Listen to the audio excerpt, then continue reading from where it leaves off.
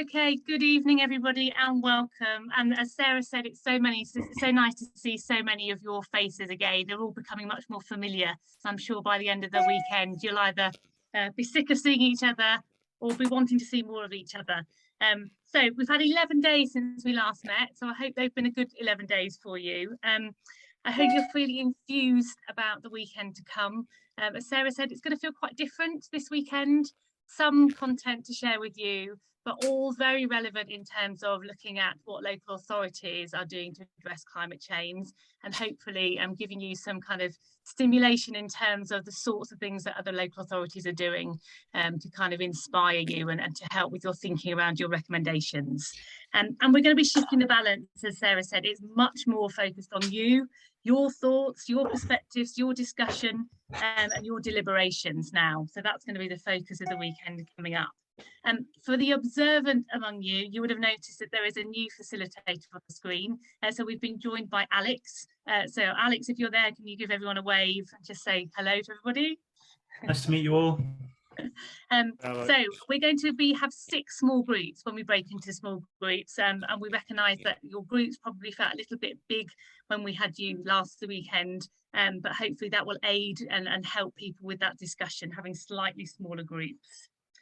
We've got Nigel again with us, offering our wellbeing support tonight, and Francis is on hand as always in case you have any tech issues, and you can direct message both of them if you need any particular support, or just let your facilitator know and we can request support to come to you.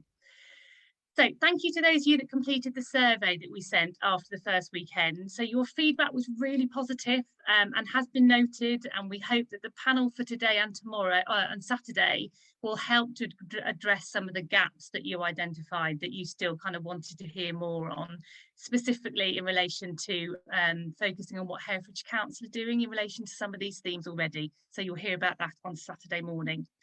A lot's been posted on Basecamp since we all last met, so we hope you found that information useful to help remind you of everything you've heard and discussed so far. And we're going to encourage you to look at the visuals. Sarah's already mentioned these. Tonight we're going to be using those as a visual reminder of everything that was covered on the first Thursday when we met and the weekend. So if you've got those to hand, I know that Max sent them all to you in a WeTransfer. If you've got that, if you can open that up, we'll be using that later. She'll also put the link to those in the chat, but your facilitators will remind you of that later on. So we've got some great speakers tonight who are going to focus on what local government are doing about climate change, and providing you with some examples of what they're already doing, and also thinking about what else is already happening in Herefordshire through other partners and in communities. And you'll have a chance, as always, to ask that panel questions as we go through this evening. So we are going to reconnect you with some of the information you received in that first weekend. And as I say, at the end of tonight, you will have some dedicated time to really start to discuss some of those focused areas that we introduced to you in the first weekend. Before we kick off, just a few housekeeping reminders. So obviously, when we're in plenary session as a full group, if you can just make sure that you will keep yourselves on mute, that will really help. Obviously, you know, again, we're going to give you time for discussion, but that time will go quickly. We know that. So if you can keep to time and topic, that would be really, really helpful. And just a reminder that the discussions that you have within these sessions, particularly when you're in your small groups, they are confidential. So please don't share anything about the content on social media. Please don't record any of the sessions or take photographs during the sessions. And if you need to refer back to those social media guidelines, they are on Basecamp. And one final thing, really, just before we kind of move into our first panel, Max, can you just share the conversation guidelines with us as a reminder? So, as I said, over this weekend and tonight, you're going to have a lot of time for discussion. So we just wanted to remind you really of some of the things that the conversation guidelines that you set as a group, just to kind of, I won't go through them, but just kind of reconnect you with those. And just to remind, and I'm sure the facilitators will reconnect you with these at the end of tonight's session when we go into our discussions as well. Okay, but just remember that they're there to aid the conversation and make sure that everyone can contribute positively to those discussions. Okay, so if you haven't got one, I would strongly suggest you grab a pen and paper, because Sarah's going to introduce you now to our first panel of speakers. Thanks, Sarah. That's great, thank you very much. So yes, as Claire said, we've got some great speakers for you again this evening. So you're going to hear from 4 speakers now. Sarah Joy Lewis, who's from Local Partnerships, which is connected to the Local Government Association, and then Christopher Hammond from an organisation called UK 100. And then we have Nick Reed, who's going to be talking about some of the partnerships within Herefordshire, who will be interested in the outcomes of the Citizens' Assembly, so interested to hear about your recommendations. And then we have Councillor Ellie Chowns, who's talking about the Climate and Nature Partnership. So we'll hear each of those presentations now in turn, and as we did on the first weekend, we'll pause briefly in between each of those, partly to give Max time to get the next one up, but also just to give you some time to think and reflect on what you've heard. Okay, so here's the first one, which is Sarah Joy Lewis. Thanks, Max. I'm Sarah Joy Lewis, a project director at Local Partnerships. I've been at Local Partnerships 2 years as part of the climate response team. I work with local authorities on a whole range of activities related to helping them deal with the changing climate and reduce their emissions. So today, I've been asked to talk to you about the role of local authorities, providing an overview of the statutory responsibilities of local authorities, how local authorities are funded, the role of local authorities in relation to climate change action, how the statutory responsibilities of local authorities link to climate change, and how local authorities can take action both internally in their organisation and externally with the wider community. So first of all, statutory responsibilities, which means the legal duties for different types of authorities. There are different types of local authority who have responsibility for different areas. In some areas, responsibilities are split or shared, for example, between district and county councils, or when there is a combined authority. Herefordshire Council is a unitary authority, which means it holds responsibility for the majority of typical local authority activity. Is also a non-constituent member of the West Midlands Combined Authority, which allows it to work as part of the wider region. Local authority responsibilities include both direct service delivery, as well as working to shape policy and support partners across their area.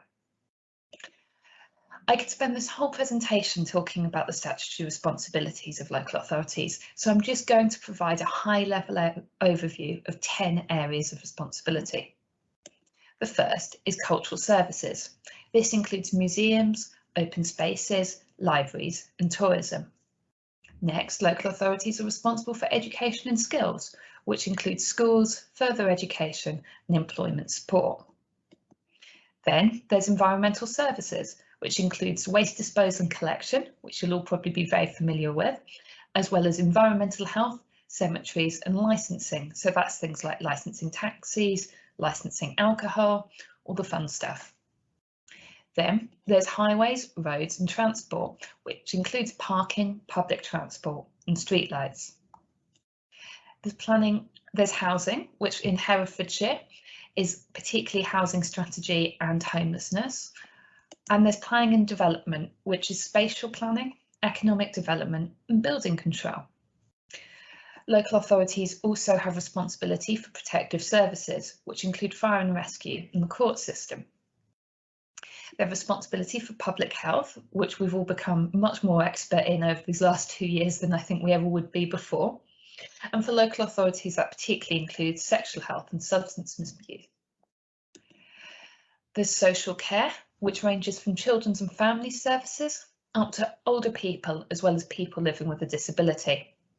And finally, there's the big pot of everything else, what we call central and other services, which includes things like digital infrastructure, running elections, and the registration of birth, death and marriage. In terms of the funding for local authorities, the spend that local authorities make is split between revenue and capital.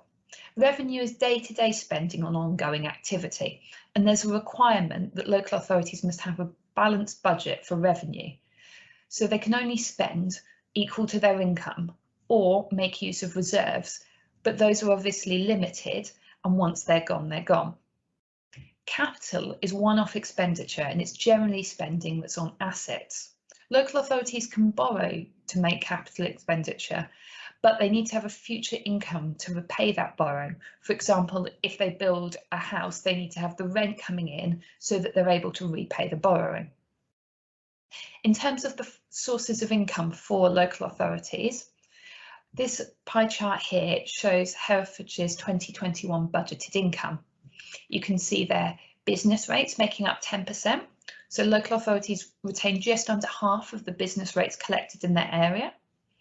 Council tax, which I'm sure you're all used to paying, again, that goes to local authorities and makes up just under a third of Herefordshire's budget. Then there's grant income making up a very small slice of the pie, and that's funding that's awarded from government departments and other non-government organisations. And then there's service area funding, and that's income that's received for specific areas, so ring-fenced money. For example, the Dedicated Schools Grant for funding schools, or the Better Care Fund for funding services to vulnerable people. Service area funding also includes the income that the council generates from charging for certain services. Over the last 10 years, there's been significant budget reductions for all councils in terms of the money that's flowed in from central government. In 2011-12, the revenue support grant for Herefordshire was 60.1 million, and in 2021-22 that stood at 0.06 million, so a huge reduction. In addition, for climate change, it's relevant to talk about ad hoc grants that might be made available for specific climate-related activity by central government. These will have conditions and priorities, and local authorities may have to bid against each other to access those funds. They include money that might be made available to decarbonise buildings. Now, turning to the local authority role in climate change, there are 4 key areas where local authorities have a role. First of all, in reducing their own greenhouse gas emissions, for example, by changing the way they heat buildings or looking at the vehicles they use. Local authorities can also influence the emissions of others. That might be directly. For example, local authorities buy in a lot of services so they can look at their supply chain, or they might be able to look at regulation, for example, through the planning system, as well as indirect influence, for example, from reducing barriers that there might be to people changing their behaviour, or for encouraging particular action. For example, making it easier to use public transport so people leave their car at home. Local authorities also have an important role in adaptation. Adaptation is preparing for the changed climate because of the climate change we already know is locked in. And for local authorities, they've got a role in understanding the vulnerabilities of their communities, investing in resilience, for example, taking action to mitigate flooding, as well as publicising risks and working with partners, encouraging them to adapt. Now, across all service areas that local authorities undertake, there are links to climate change because climate change impacts on all areas of our lives. So I'm just going to quickly explore 2 areas as case studies of how local authorities have responsibility in relation to climate change. First of all, looking at highways, roads and transport. So first of all, in that portfolio, we can look at street lighting. So there's work that can be done here about the efficiency of the light bulb, so to make each individual street light use less electricity and with less emissions. And then also looking at when street lights are on, if a different pattern of lighting can be used. Within highways, we also think about electric vehicle charging, whether or not local authorities can provide charge points to encourage people to purchase electric vehicles. And linked to that in parking, how behaviour change can be encouraged, so how parking tariffs can be set to encourage people to get to places by electric vehicle or using a different form of transport.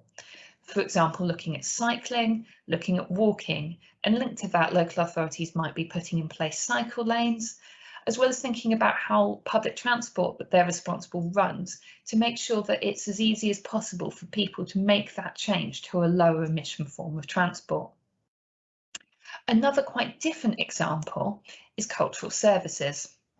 So within cultural services, a local authority might think about the building services are housed in. Can they put, for example, solar panels on the top of the museum?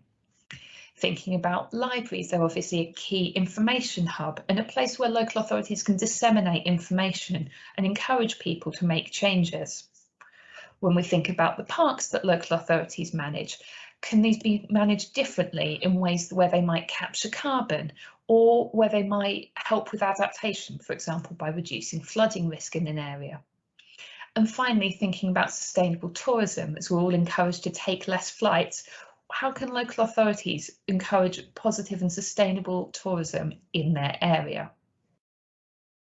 So now, coming on to how local authorities can act as leaders, because I think it's very important that as local authorities encourage climate action across their area, that change is also embedded in what they do. So first of all, they need to understand their current greenhouse gas emissions. That's called the emissions baseline. Then they need to think about how they're going to get to net zero, setting a target and then thinking about the trajectory. So what needs to change to achieve it? They need to think about adaptation and how the area needs to be resilient to the changing climate. All of that should be pulled together into an action plan, which can then be implemented and should be reported on regularly, making sure that the plan is updated as required. As the local authority thinks about this, there'll be lots of different issues specific to their area and to their council, whether that's thinking about vehicles, about buildings, and about climate vulnerability.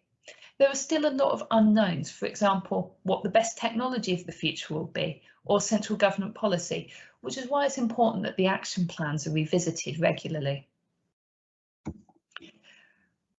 Finally, local authorities have a key role in catalysing local action. To do that, they need to identify points of influence, make use of existing touch points and messages, places where they're already communicating with residents and the community. They need to identify and remove barriers to action that are within their control. And most importantly, they need to be empowering and supporting local communities, because local authorities are only one small part of a big picture of the change that needs to happen. And without all of us, they won't be able to take sufficient action. Thank you very much for that, Sarah Joy, and Sarah will be here for the Q&A later. So we'll just pause now for a moment to allow you to note down any key points that you might have from that presentation. Okay, so we'll move on now to the next presentation, which is from Christopher Hammond at UK 100. And this presentation again focuses on the role of local authorities in tackling climate change, and also gives some examples of what other local authorities are doing. It is also just worth mentioning actually that Andrew Lovegrove, who's the Chief Finance Officer at Herefordshire Council, is also joining us for the Q&A, just to let you know that, because as you go through this presentation, there may be questions that come up that you think it would be good to ask Andrew. And Christopher will also be joining us. That's great. Thanks, Max. Good evening, everyone. My name is Christopher Hammond, and I am the Network Membership Director for UK 100. So, what is UK 100? UK 100 is an organisation that supports a network of councils to deliver net zero and advocate on their behalf to make the case to government and how important local government is in being able to get there. We've got a network of 94 members who have all met our 3 criteria for membership, placing them in the top quarter of local authorities for taking ambitious climate action. Our network contains locally elected officials, politicians from all political parties, urban and rural settings, and communities from wealthy and poorer background. And you can see there the map of some of the authorities that we work with. So some of the things that we do, we undertake research into specific challenges and opportunities. We share best practice amongst the membership, policy seminars, webinars, and our Knowledge Hub platform. We also work on responses to government consultation and various different other events and member groupings. We run a countryside climate network, which is the first network of its kind globally to focus on rural net zero issues and opportunities. We're unique in the fact that we work with MPs and ministers and local authorities together, trying to get a good dialogue between national and local. And sometimes there are no agreements, and sometimes there is no dialogue happening in different areas. So we want to change that and make sure we're coming together.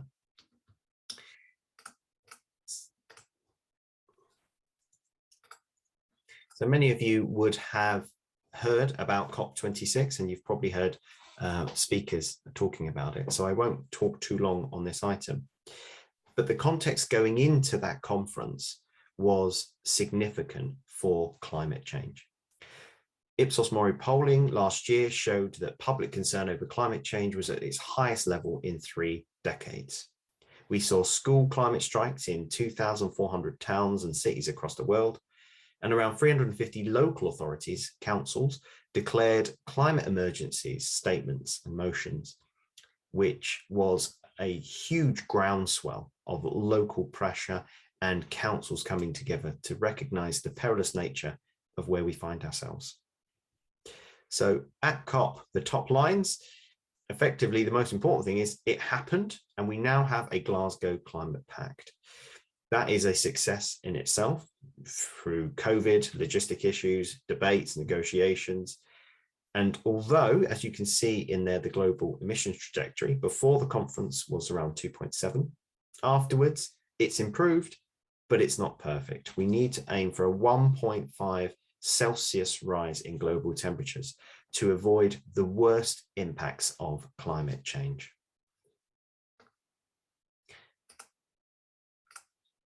So what next for local government after COP? Well, one of the interesting things that came out from the conference for me was how the nearly 8 billion people we have in the world today are almost triple what it was in 1950. And a significant proportion of that 8 billion are living in cities. And it's going to continue to rise within cities. So that's more people living in a very short and crowded space. So how do we plan our towns and our city centres to make sure that we have the space and the green amenities and the clean air that we all deserve? There is a huge emerging national consensus that net zero can't be delivered centrally from Whitehall, but it's got to be robust, consistent and ambitious delivery from local councils. So what happens in your local authorities is important, and it makes an impact. So after the conference, there is an opportunity for local leaders to work with business, help send good, strong market signals to get investment in technologies, in projects that help deliver some of the outcomes we need. There's also a really good opportunity to help hold local, national government to account. Within the Glasgow Climate Pact, there is multi-level and collaborative action, which effectively means local government and national government have to work together to meet the 1.5C. There is that mandate to go further and faster, and we have to keep pushing. After the conference, we have a whole year of what is called the presidency, and that presidency has to continue until COP27 in Egypt at the end of this year. So we have to keep working, keep plugging at this issue. At COP, it was very widely reported that the most important decade is this one, to start making significant inroads into delivering net zero. So it's really important that we continue to galvanize and we don't see COP as just a one-off. So what are the kind of things that councils must do?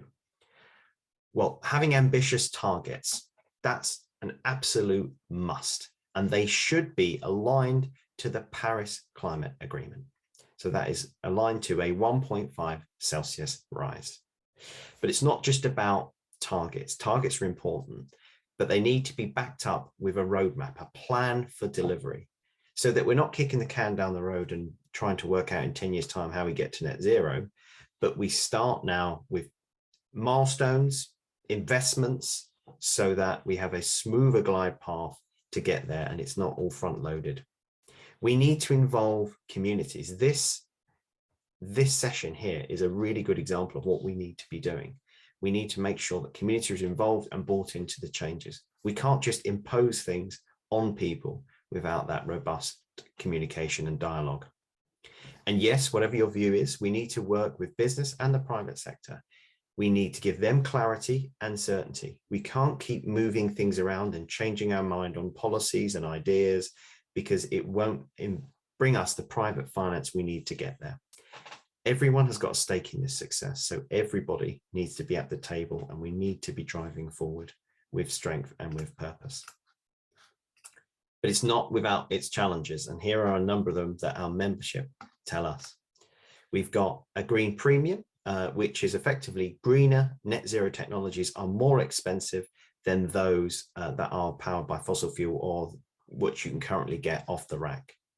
We're going to have to get used to making mistakes. Our politicians, you might say they already do make plenty of those as it is, but our councils and our politicians are going to have to get used to trying out new things and new technology. We're not quite there yet with every single piece of technology, so it's going to require us to take a bit more of a stronger risk appetite. But the good news is that there is lots of innovation that's already happening across the country. And here are 3 examples which I thought you'd be interested in.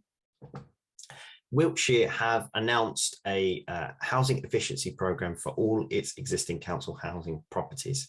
So that's around 5,000, and they're setting a high level of efficiency for them, EPC level B. If anyone has sold a home recently, you would see that that chart on the side, A to G, which says how efficient your home is to run and how much energy it uses.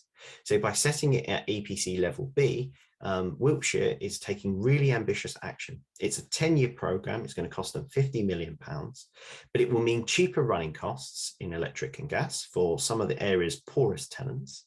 And it's going to mean air that's cleaner. It's going to create jobs. It's going to increase health and well-being, tackle fuel poverty, generate the council income, and reduce its carbon footprint. So some fantastic co-benefits of this scheme.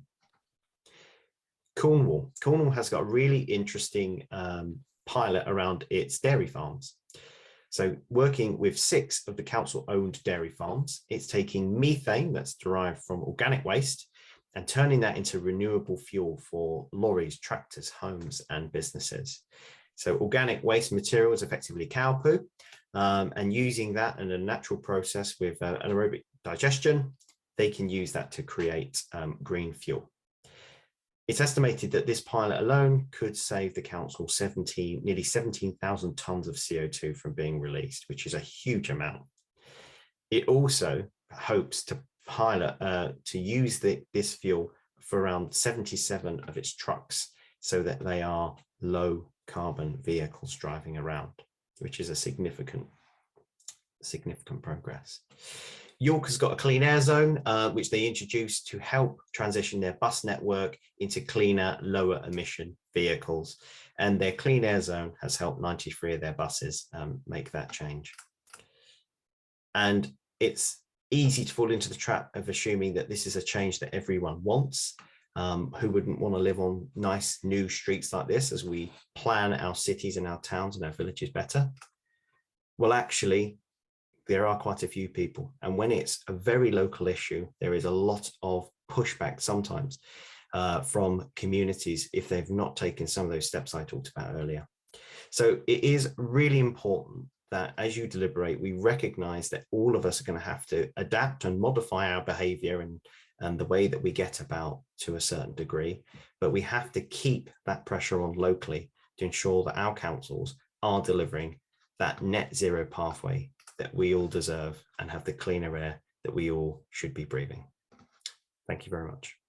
That's great. Thank you very much, Christopher. So just to let you know, Herefordshire Council are actually a member of UK 100 and specifically the Countryside Climate Network. So we'll just take a few moments now to pause and reflect and note down any key comments or questions from that presentation. Okay, so we'll now move on to our next presentation. This is quite a lot shorter. It's from Nick Reed, and Nick is going to be, oh, sorry, Max. Do you want to do, yeah. Sorry, we're not going to have Nick's presentation next. We're going to have Councillor Ellie Chown's presentation next. And Councillor Chowns is going to be talking to us about the climate and nature partnership that has recently been set up in Herefordshire. Thanks, Max. Hello, everyone. I'm Ellie Chowns, the Cabinet Member for Environment and Economy on Herefordshire Council, and I've been asked to do just a short presentation to you about Herefordshire's Climate and Nature Partnership Board. So if I just give you a bit of background, so this board was established in November 2021, 3 months ago. We had our first meeting at the end of COP26, the big Glasgow climate conference. We've met 3 times so far. And I'll tell you in a minute about what the board is to do, but it just for background, it builds on a project that we had going throughout 2020, kind of pulled together by the council. We invited a steering group of people to set out an initial climate and ecological emergency action plan for the county as a whole, because the council had written its own plan for the council's work, but we wanted to pull together an action plan for county-wide. Now, we knew that it shouldn't just be a board of kind of the usual suspects, so we went through a whole process about proper selection of the board and inviting people to apply to be part of that under 4 headings, 4 sectors. So the board has got 16 members, 4 each from these 4 sectors. So first of all, big emitting sectors. Secondly, experts with particular useful knowledge.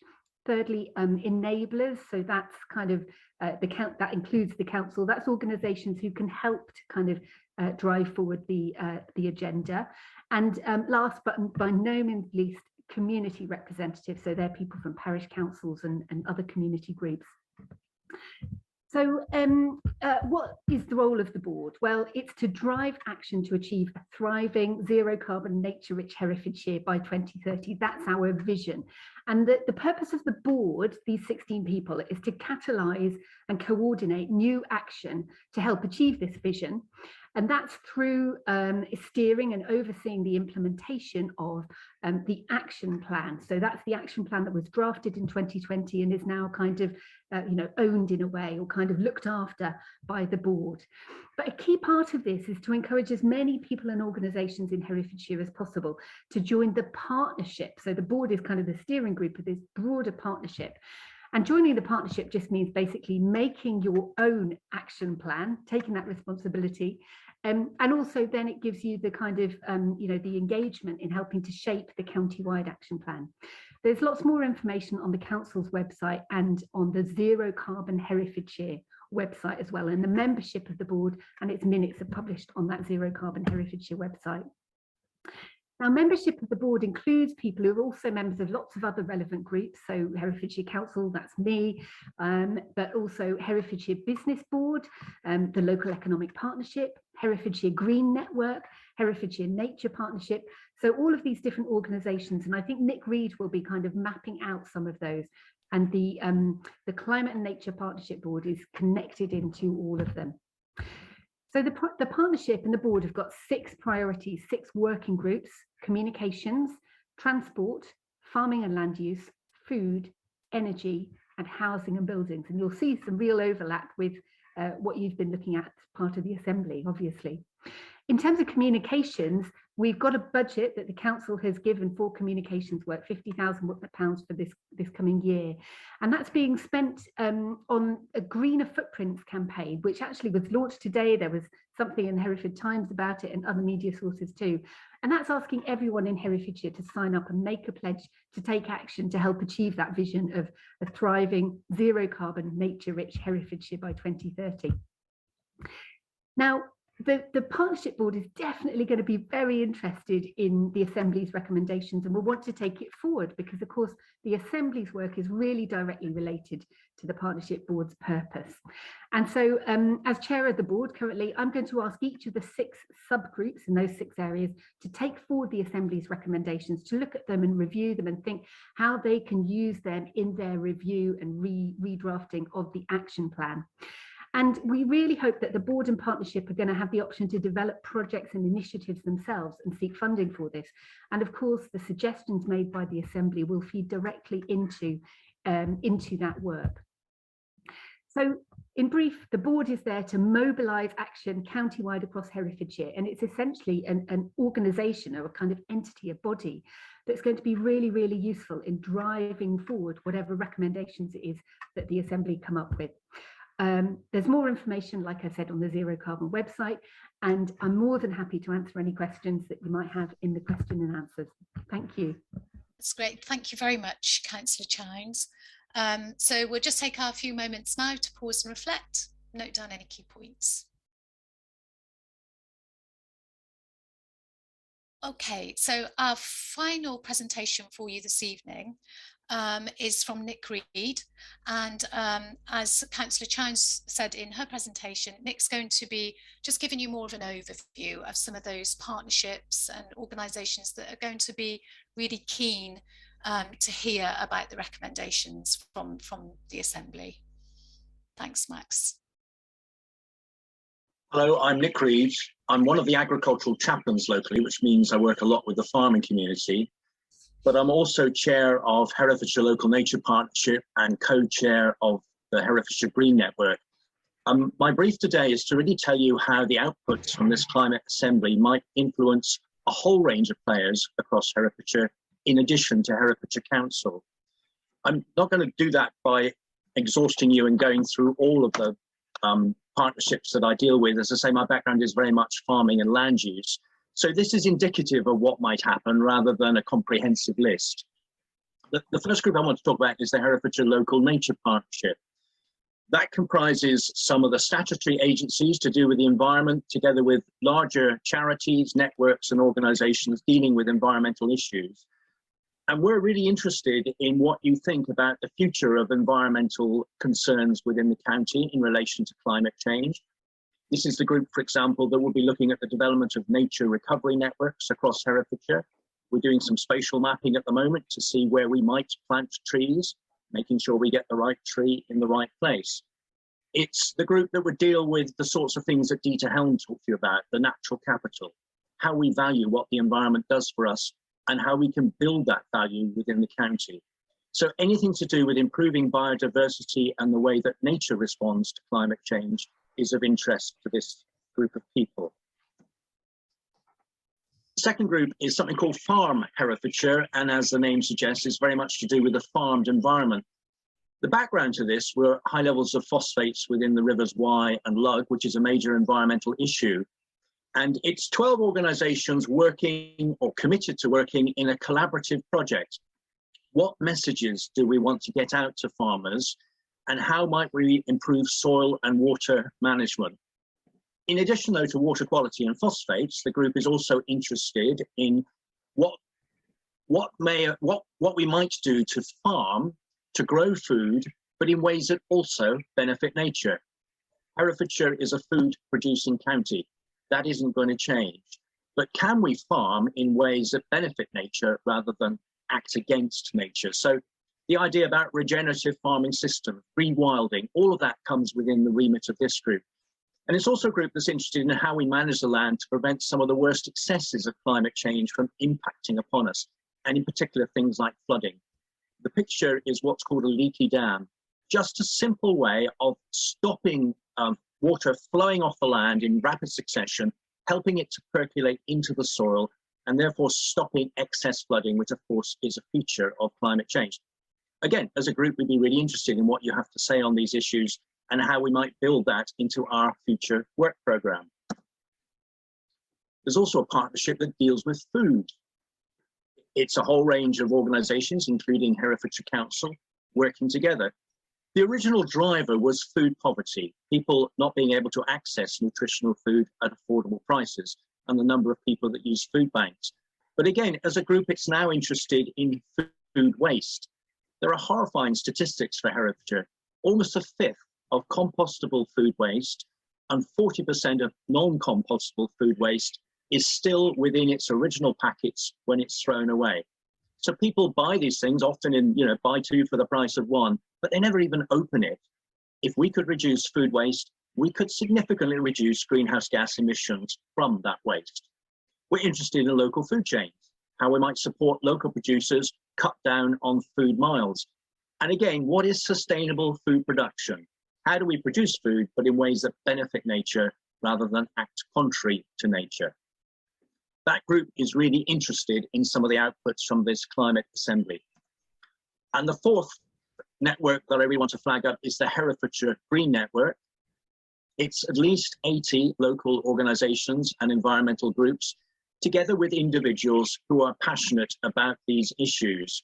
And we cover the whole piece. So it's transport, land use, energy, as well as environmental advocacy. A couple of years ago, we launched a project called the Great Collaboration, which is supporting parish and town councils that have declared a climate and ecological emergency. There are lots of parishes that have done that, but then there's a great, well, what happens next? So the Great Collaboration is a website portal which gives them lots of ideas about getting things going on the ground. We forged a link with Hereford Diocese. The church has the same carbon target as Herefordshire Council, net zero by 2030. But instead of faith-based groups going off and doing their own thing and local environmental groups doing their own thing, we're trying to put them together to create critical mass within a community. We have members meetings when we get everyone who's already a member together, but then we also have thematic meetings when we can discuss issues.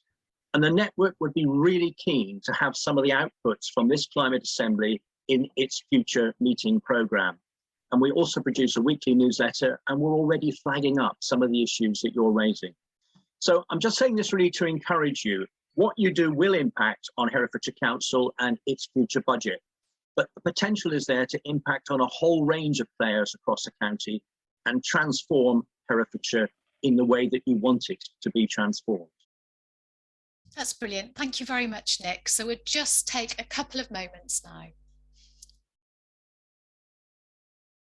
Okay, so what we hope that group of presentations has done has given you some wider context about local authorities and their wider role, but also their role in tackling climate change, but also giving you a flavour for some of the other partnerships other than Herefordshire Council and other organisations that will be really interested to hear about your recommendations.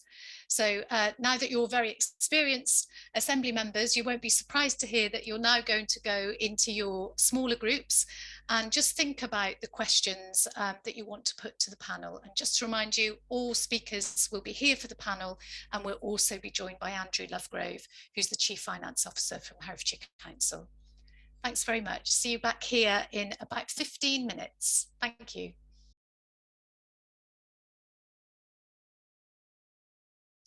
Okay. Thank you very much for coming back promptly, everybody. We really do appreciate it.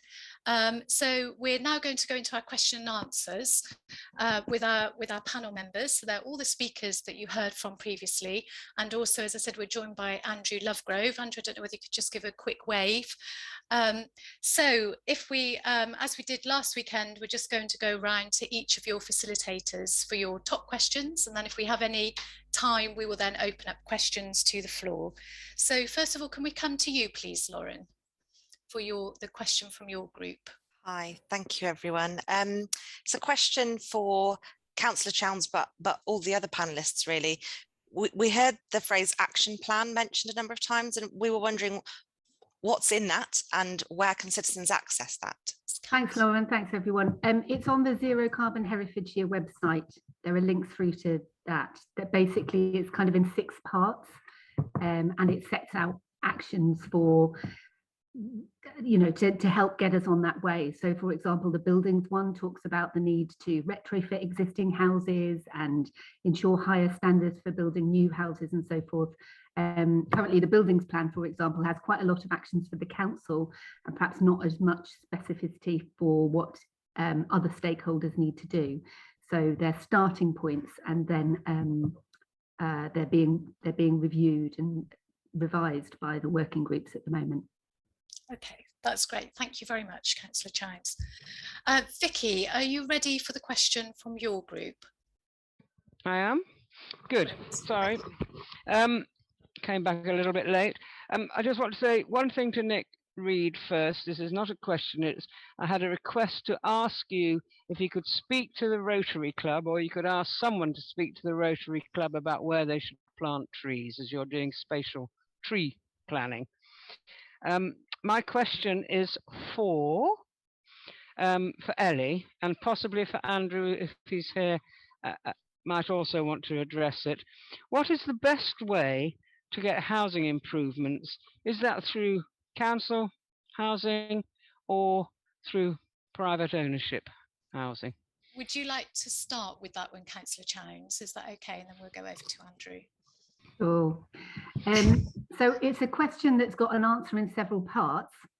In terms of council housing, the council doesn't currently own any houses here in Herefordshire anymore. It hasn't owned any for several decades, but we have decided to start building them again.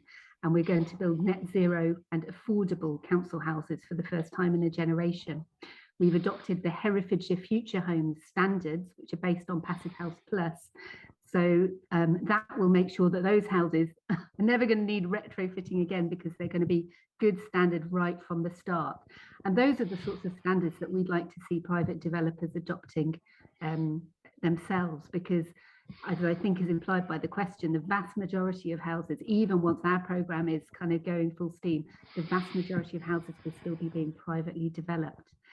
So recognising that, the council is also developing at the moment an environmental building standards supplementary planning document, which has the aim of kind of driving up those building standards, because there hasn't been the leadership from central government that's needed on this. And in order to be able to, you know, insist on higher standards in Herefordshire, we need to build that into our local planning law. And the way we do that is through this supplementary planning document, which will have a certain degree of weight in planning decisions, but also by building it into the review of the core strategy or the local plan, which is the kind of big overarching plan. And so our aim is for that to say that all new buildings should be zero carbon, so that we don't end up 10 years down the line with yet more buildings that need to be fixed up afterwards because they're leaking heat. So that's the new build side of it. And then we need a massive effort to fix up, to retrofit the existing buildings. There's about 85,000 of them, residential buildings in Herefordshire, and a whole bunch of commercial and other sort of organisational buildings as well. But for the new housing, it's partly through what we're doing directly, but it's mainly through the council's regulatory abilities through the planning system. But really, you know, for that to work properly, it needs national action. It really, really does. And that relates, I think, to something that one of the speakers, was it Chris, said about, you know, local areas can also lobby the national kind of picture for the type of support and guidance that is needed. Okay, that's great. Thank you very much, Councillor Chowns. Andrew, was there anything that you wanted to add to that before we move on to the next group? Oh, well, I'm just going to add to that.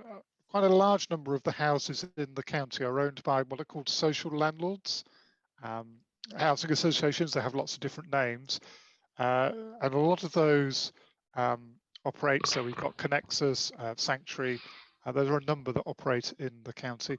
So they are able to retrofit their housing stock, and there are quite often grants that come from government or through Homes England for that very activity. So we very much need to encourage them to apply for those and improve the housing stock they own. And obviously that benefits them because they're the properties they own, but also they benefit the people who live in the properties because they then get the benefits as well. So that is an important group that we need to put, we need to encourage them, if that's the right phrase, to access these grants and the arrangements so that they have the economies of scale as well, so that they can do, you know, large swathes of stock. A lot of them will have their own workforce as well, so they will be able to do a lot of the work themselves. Okay, that's brilliant. Thank you, Andrew. And just to let people know, we have actually got a speaker from planning within Herefordshire Council on Saturday morning, so they'll be going into a bit more detail on some of those things that Councillor Chowns and Andrew talked about. Okay, Mary, are you ready with the question from your group, please? I am indeed, thank you. Well, the housing one was very well covered by Ellie and Andrew. So our next one was around food for Nick. Do you know if businesses are using locally sourced food? And if not, are there plans to encourage this with, for example, a local labelling scheme? Some are, but not many. And one of the issues there is having the infrastructure to support locally sourced food. So it's almost a stage before you can get businesses to use local food, and that's having local warehousing and distribution facilities. And the county over the years has lost a lot of those, as particularly supermarkets and that have taken over that function. So it's certainly being talked about, it's being looked at by the food group, but there is investment needed to support that activity. Great, thank you. Paul, have you got the question from your group, please? I have. I was just messaging one of them to say if we still stick to the question we have. I will stick to it because I think there was an element to it that hasn't quite been established yet. But it is about housing, and because Chris Hammond mentioned that Wiltshire was spending 50 million on retrofitting 5,000 local authority houses, something like that. So how large is the pot for upgrading the local authority houses in Herefordshire, which we've just been told is 85,000? And it's a little bit more about that, where that money will come from, and what was the emissions benefit of spending this money? Does it do the full job, or is there still more to do when you spend something like 50 million on 5,000 local authority houses? Okay, if I can come to you first, Andrew, about specifically the money question, and then Chris, maybe if I can come to you to ask about the emissions part of that. Andrew. Well, I haven't heard the presentation about the Wiltshire arrangements, but I think, as we've just mentioned, we don't own any housing stock, so it'd be quite difficult for Herefordshire Council to invest in stock it doesn't own. But as I mentioned, a lot of what was the ex-local authority stock are owned by social landlords. So Connexus is the organisation that currently has what was the ex-local authority stock for Herefordshire. They have the ability to borrow money themselves. And they also have the ability to access government grants from Homes England and the like for this type of activity. So they would need to borrow the money. It gets quite complicated for the council to invest in a third party's housing stock. So that's the route that they would access it. So either through direct borrowing themselves or from grants from government or other organisations. Okay. Thank you, Andrew.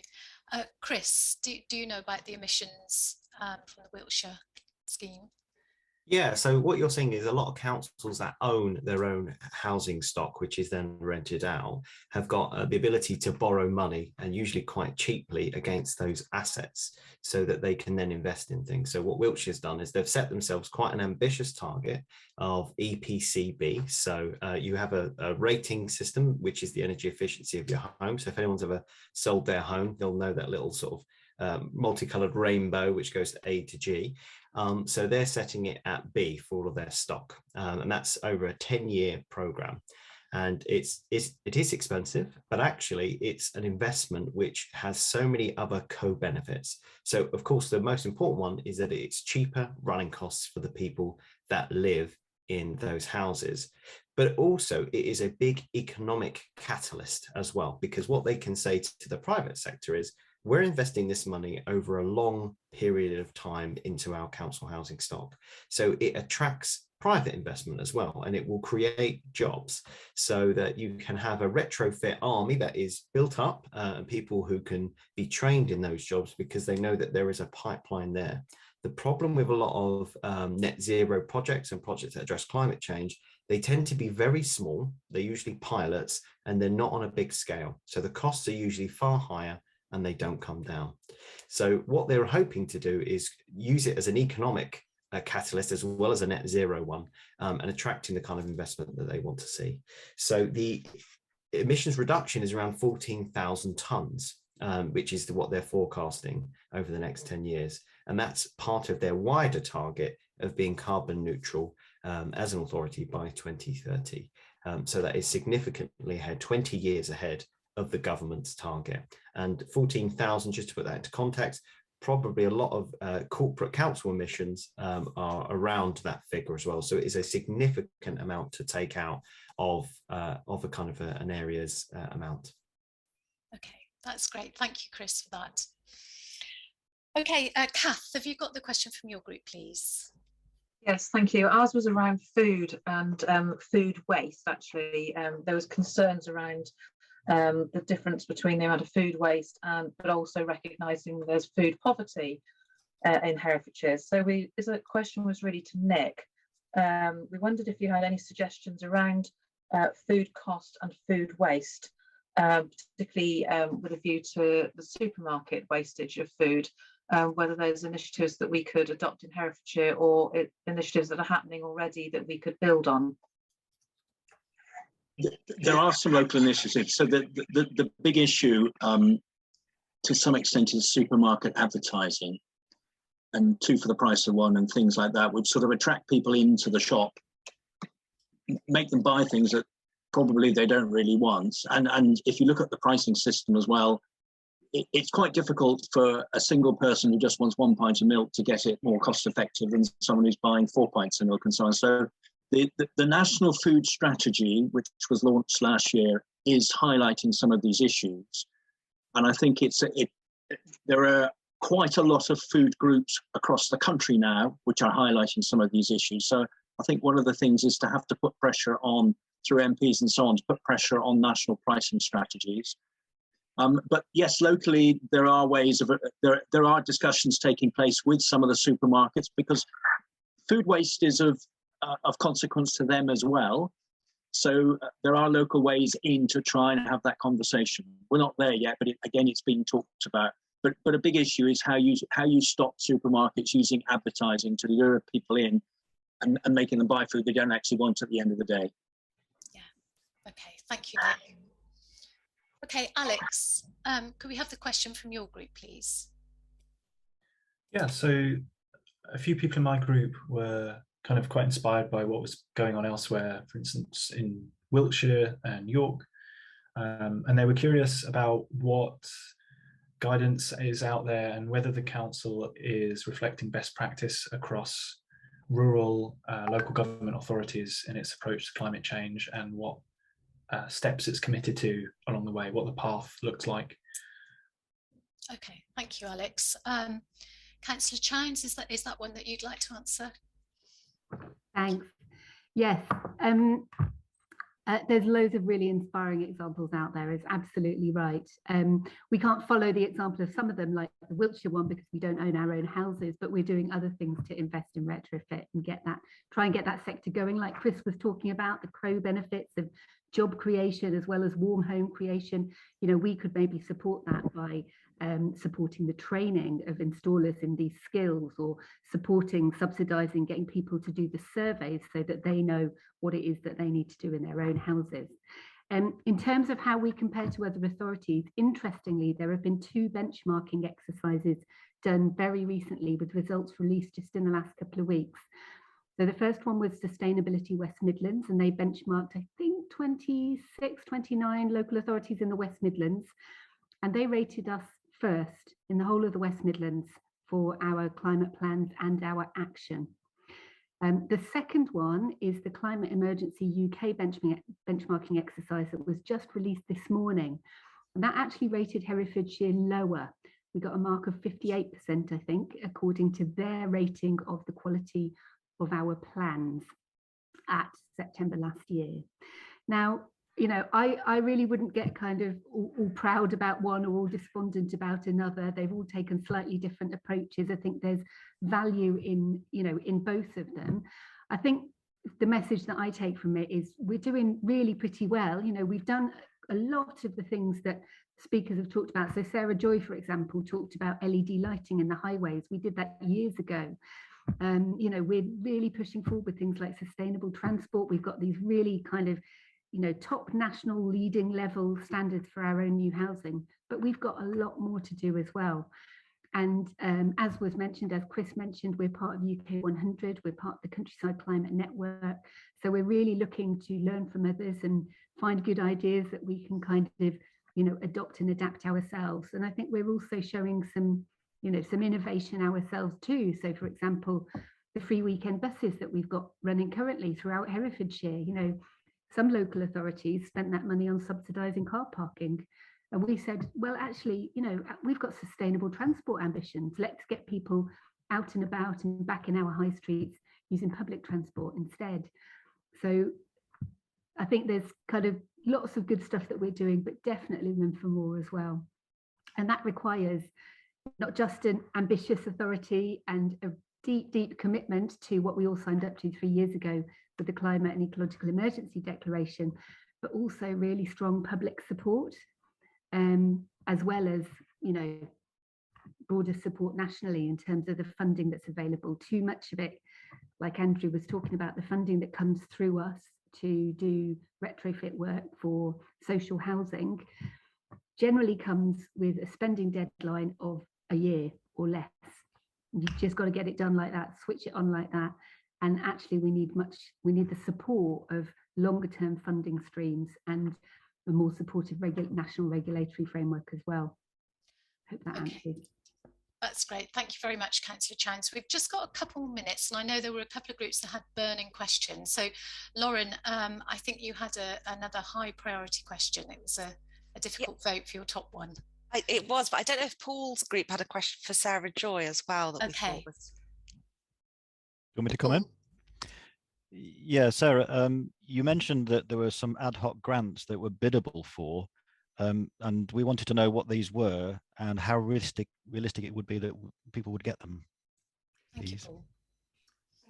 So it varies all the time, and I've got a colleague working on the list at the moment, but an example linked to what we've been talking about for housing was for housing associations, something called the Social Housing Retrofit Accelerator, and a linked project called the Green Homes Grant for local authorities, where there was a funding window of 1 month open, and pretty much the local authorities and the social housing providers that got money in that were people who had existing projects. And I think the point I was trying to draw out was about sort of some of the difficulties, and I think it comes to Chris's point about the need for sort of concerted local action to shift some national policy drivers, and the way that this issue is dealt with nationally can often be quite bitty, and I think that can make it quite challenging for an authority like Herefordshire, which, as Ellie has said, is, you know, doing a lot already. I think there probably is a higher possibility that you could fit a project that was already going on into funding criteria, but equally it can be very difficult because these opportunities are very short and they take a lot of resource to bid for. And I think it depends who else is bidding. For the Green Homes grant, many people who bid were successful because the window was so short that actually they couldn't allocate all the money, but it varies sort of bid to bid. That's great. Thank you very much, Sarah Joy. Thank you. Okay, so that's all the time we have for our question and answers. Thank you for doing all the work and coming up with those really interesting questions to the speakers, and I hope that's helped just in terms of increasing knowledge as well. So I'm going to hand over to Claire now, who's going to take us into the next exercise for this evening.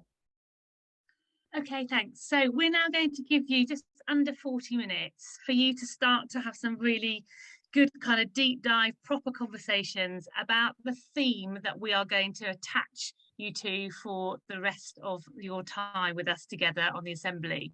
So from here on in, you will be looking at and allocated a specific theme. You will have some time over Saturday to touch base with some of the other themes and feed into that, but the majority of the time now to really allow you to get under the skin of that and start to debate and deliberate and discuss and start to formulate your thoughts around recommendations. You're going to be attached to one of those 3 themes. So we're going to break you into your 6 small groups now, and you're going to start to have some of those discussions with your facilitators. So we will see you back here at just gone 9 o'clock, please.